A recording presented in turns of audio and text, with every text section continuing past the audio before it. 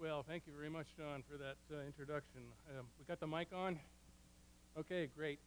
It's a pleasure to be here. I always like talking to a young, energetic crowd, and you really fit the bill. So I'm going to dive into things here, and this is a great springboard from the previous speakers and from that video and from what John Bramley said. So let's take it to the next step here. I'm going to talk about some of the context that we're currently working within, challenges and opportunities. And so it's a very, very dynamic playing field right now. It's an absolutely spectacular time to be a dean of the College of Agriculture. Lots of change, lots of excitement, lots of creativity, lots of invigorating things happening. So to set the stage, you'll see this slide a couple times because it's sort of my theme slide. But the challenges that we're encountering as we develop a regional food system, if you boil it down, are very much similar to the challenges that have been around with agriculture for the last couple hundred years. Labor is always an issue, capital, access to markets, and sustainability, whether economic or environmental. So this renaissance in agriculture and food systems, it's truly unique because every 50 years or so there's sort of a back to the land movement. This one's different. It's different because it's intergenerational. Everybody is playing. Wide diversity in the age group. It cuts across all societal levels. We are having people that are working in inner cities, trying to get food access to the people that live there. A lot of really fascinating things. Engagement at multiple levels, groups, universities, individuals, and this movement is spontaneous and spreading fast. The creativity has been marvelous. You saw some of that in the video. There's a focus on new ways of doing things. You're getting people involved in agriculture who don't have agricultural roots. They tend to think out of the box. They don't tend to think, oh, we can't do it because we've never done it that way, but they ask the question, why not? So some of the things that we're seeing, farmers markets have brought in an increasing number of varieties of vegetables that we never really knew existed before. Extension of seasons, greens year-round in some places in Vermont. Who would have thought that was even possible in the 1960s? New practices that are really focusing on soil fertility, and this is a big issue nationwide. Maintaining soil fertility, getting the carbon back in, big problem. New ways of doing things here in Vermont to fix that problem. We're seeing people who are tinkering, inventing new harvesters, new machines, and sort of using their mind to create tools to sort of customize themselves to the new crops that we're going, and so on and so on and so forth. So I would say some of the attributes of the local food systems movement, obviously it's really enriching our lives, farmers markets, restaurants that are making use of local food, conversations, groups, publications. There's been considerable amount of job creation, building a local economy. Quite frankly, it's hard to get obese and sick if you eat a lot of vegetables. So my advice to the population is try it. You'll like it.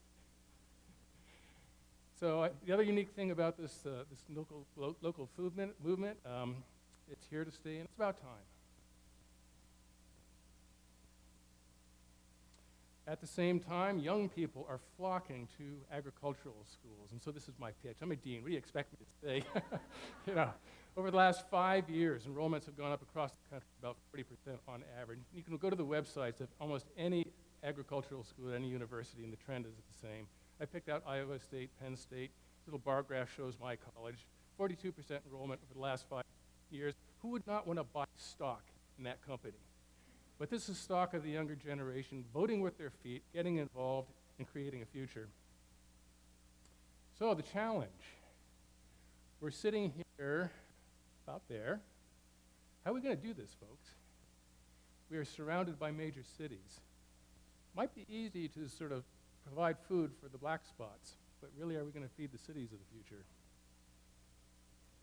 So the challenges are formidable, but if they weren't, it wouldn't be a challenge. So some of the major issues that we really need to sort of think about as we plan, as we move forward. Food systems are subject to intense global economic forces. We know that.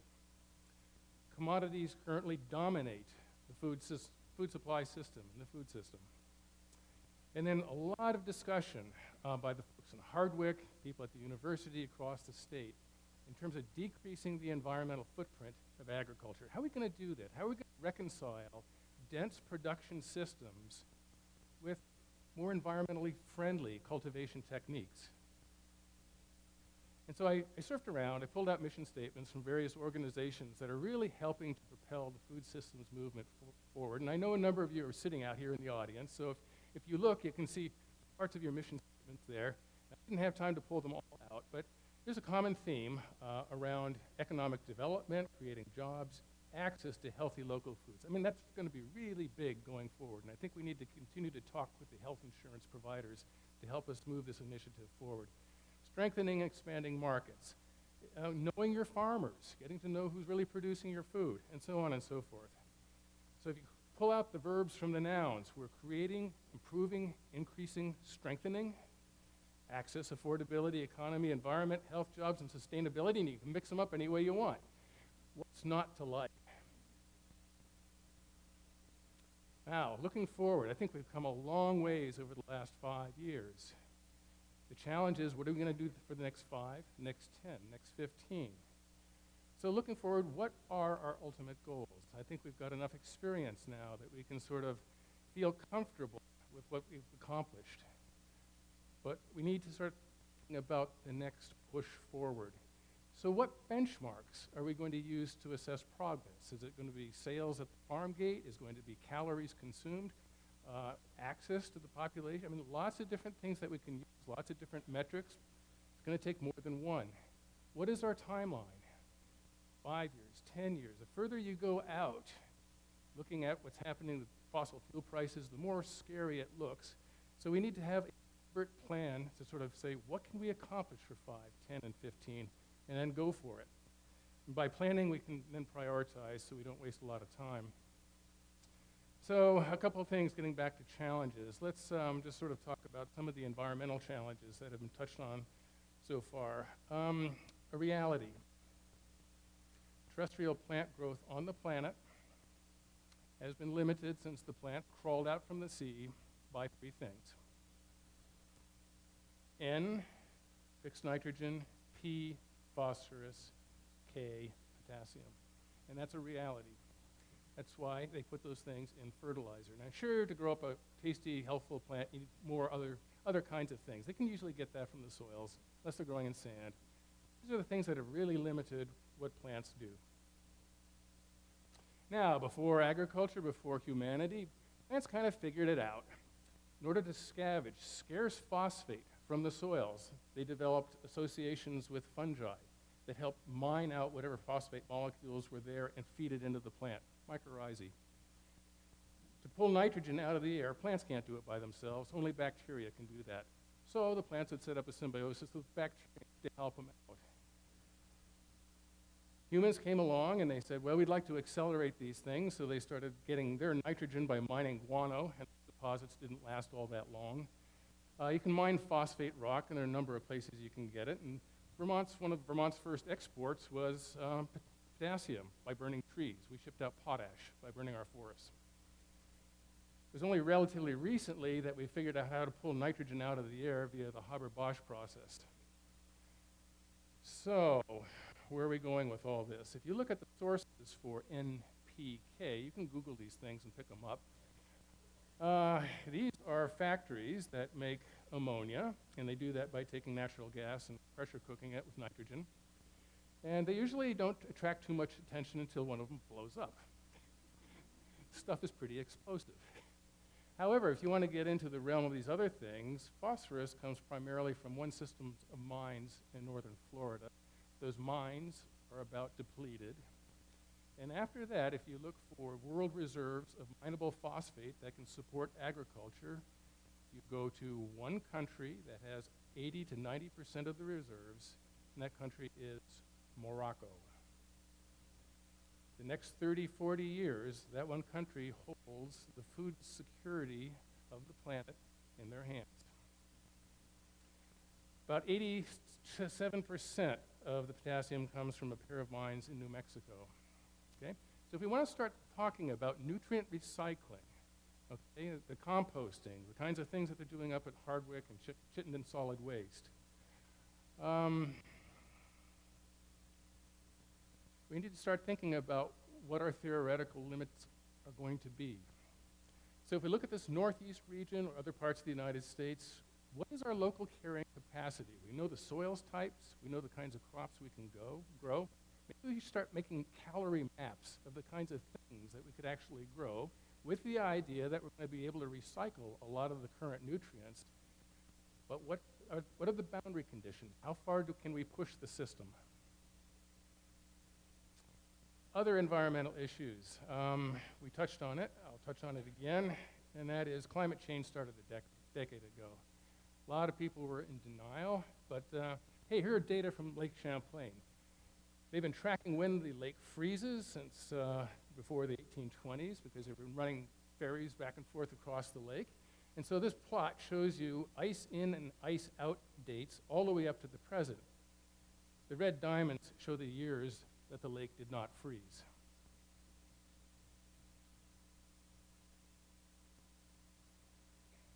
Now, there's good news and there's bad news. When we talk about global climate change, people usually get a stern look on their face. This is one aspect of what happens when climate starts to whipsaw. This is an article that came out last year in March. Temperature shot up to 89 degrees, and all the UVM students went down to the beach. The restrooms hadn't opened yet. It caused a little bit of tension between the students and the city and the university. But hey, we got climate change. There is some humor in it. We have a new plant hardiness zone map. When I was growing up here as a kid, we couldn't grow some things. Now we can. We've shifted one zone warmer, and the trend is going to continue. Looking upon how much CO2 we emit, looking at the year 2070 or so, Vermont's going to get a lot warmer. If we pursue a moderate emissions scenario, we'll have a climate similar to Virginia. If we don't really curb our emissions any more than we are now, we're going to have a climate like Georgia. I looked at the latest emissions scenario, and currently we're on the most aggressive CO2 curve shown here. So it's going to happen. We're going to end up somewhere in terms of climate to the south, but let's plan for it. So peaches in Vermont, why not? Coincident with this warming trend is we're seeing this incredible seesawing of the climate. This is very unusual, the stuff that we've seen over the last 10 years. Last year, the Midwest looked something like this, and of course, this year, it's completely opposite. And if we're talking about building a stable food system in this country, we've got this messy climate now that's really making things rather complicated. Now, as we move forward, and if you think about what's going to happen regionally, at least much of the United States is predicted to get drier. Okay, so if you're considering retiring in Arizona, I want to come back to Vermont. But the general predictions are the Northeast we're going to get wetter.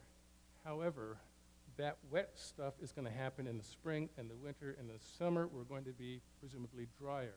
So plan on irrigation systems, folks. So again, back to the question. If we're thinking about building regional food systems where the climate is whipsawing back and forth, how are we going to build resilience into the system? Are more greenhouses the answer? Well, if you take a look at Spain here from space, and you look at this little tip of Spain, and then you zoom up, this is what you see.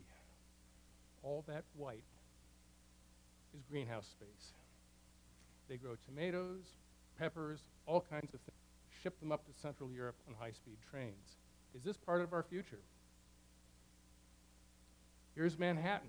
If we have trouble with transport systems, food miles, all those things we talk about, maybe 30 years, looks like that. So challenges. Labor is going to be a big one. I don't have time to talk about that, but capital and access to markets. We like to think of Vermont as an island, or if you're from New Hampshire, give yourself an island there too. But the reality is we're very part of a global system. So shipping routes across the planet, we are very much linked to every other part of the globe. So commodity prices, they follow the price of fossil fuel, which is that green line there, and you can see that there was a long period of relative stability in the markets and the world supply system, and now recently we've started to oscillate. And that's what's got everybody worried, including myself, which is why I'm arguing we need to invest in building local foods, because it builds a system that gives you a little bit more resilience of what's happening out there. Population growth, we've mentioned that, another 2 billion people, so that's going to stress the system too. And most of that growth is going to occur in Asia and Africa. So what is our local carrying capacity given the fact that the global dynamics are going to start whipsawing around on us as well? And finally, and I'm nearing the end, where in the spectrum of local to global are we going to end up? We spent a lot of time developing local agriculture, farmers markets, CSAs, where we can source, identify anything we can grow. On the other hand, commodities are the opposite end of the spectrum, large-scale agriculture, globally sourced, anonymous. But as the pressure builds to grow, there's a pressure to specialize in what you grow, there's a pressure to search for efficiencies, there's a pressure to consolidate, and there's a pressure to do horizontal and vertical integration of the food supply chain. So we're on the path more towards what these guys are, but where in the spectrum do we want to end up? So, and then finally, I got 1 minute. What's the role of research and technology going to be? There's a lot of distrust of technology. I'm going to tell you, I think the biggest advancements in moving the food systems forward are not going to come from science. They're going to come from economic issues and social issues and political issues. Science is going to play a minor role, but there can be some things that we can contribute. We talked about nutrient problems. Well, you know, there are ways to map out where the nutrients are. And see, this field is color-coded, showing you where you might apply nitrogen in the green areas, the blue areas, but not the red areas. We can use precision agriculture to help us out. Lots of things we can do. Watch for game-changing technologies. Right now, we've got a power plant, the Morin plant, or not the Morin plant, but the one that burns the wood chips down in the Intervale. And that's got a lot of waste heat. Lots of plans to transport the heat into the Intervale to build greenhouses and heat it year-round. One of the drawbacks is lighting is expensive. LEDs provide 90% efficiency, converting electrons to light energy. They can be a game changer. So is this going to be part of our food systems of the future? Are we going to have these kinds of things around Burlington? So let's keep an open mind, keep the conversation going. This is a really wonderful, exciting voyage where everybody can contribute. Together, let's build the future, and thank you.